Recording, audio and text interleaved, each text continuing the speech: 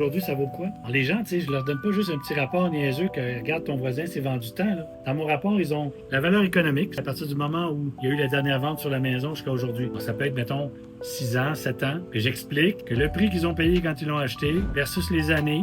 Alors, s'il y a la COVID, bien, il y a un 40% qui s'ajoute. Et sinon, il y a un montant par année qu'on met de plus-value. Puis à la fin, bien, j'arrive à la 8e année, puis je dis voici ce que devrait valoir votre maison. Ça, c'est une des évaluations. L'autre, bien, si par exemple c'est un duplex, puis il loue le duplex, bien, c'est une évaluation des revenus.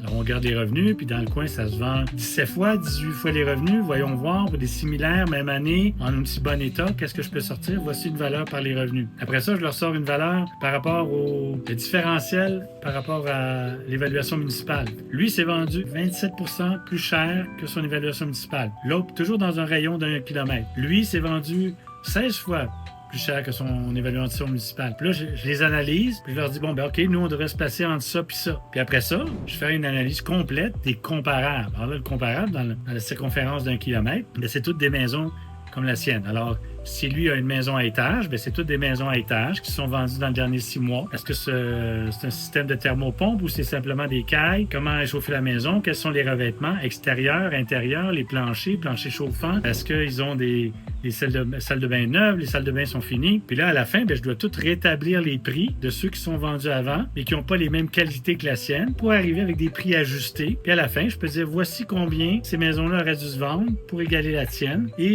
voici le critère sur 7, 8, 9 maisons comparables. Et voici, tu devrais te vendre dans cette échelle de prix-là. Je donne la fourchette entre 750 et 800 000. Et puis là, bien sûr, on vise toujours le plus élevé. Puis à ce moment-là, bien, on le met sur le marché. On fait une belle stratégie de vente. Et c'est minimum une journée de travail pour sortir toutes ces évaluations-là quand on veut se donner la peine. Parce que quand on fait les comparables, là, moi, j'ai toutes les photos, les 30 photos de chacune des propriétés que j'évalue qui sont comparables à la sienne. Alors au début, j'en ai peut-être une vingtaine. Et j'ai réduit ça à 7.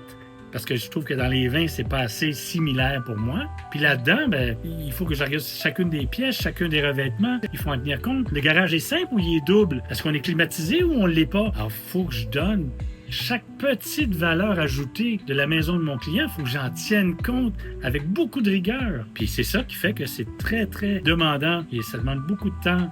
Donc, je le sais faire tout ça. Et quand le rapport que je leur remets, là, je leur montre des fois les feuilles de travail qu'il y a en arrière. Il y a à peu près 10 feuilles de travail griffonnées. C'est certain. Un courtier qui ne ferait pas sa job, en tout cas comme moi je le fais, là, on pourrait se faire amener en cours parce qu'on n'a pas bien guidé notre client sur la valeur de sa propriété. Ils vont s'asseoir avec 2 autres maisons vendues dans le coin, puis oh, regarde, il y a elle, puis il y a elle, bah, ça vaut dans le milieu la tienne, puis c'est fini. Moi, j'arrive avec un vrai rapport d'évaluation, avec 3 autres évaluations de prix, de revenus et bien sûr l'évaluation économique.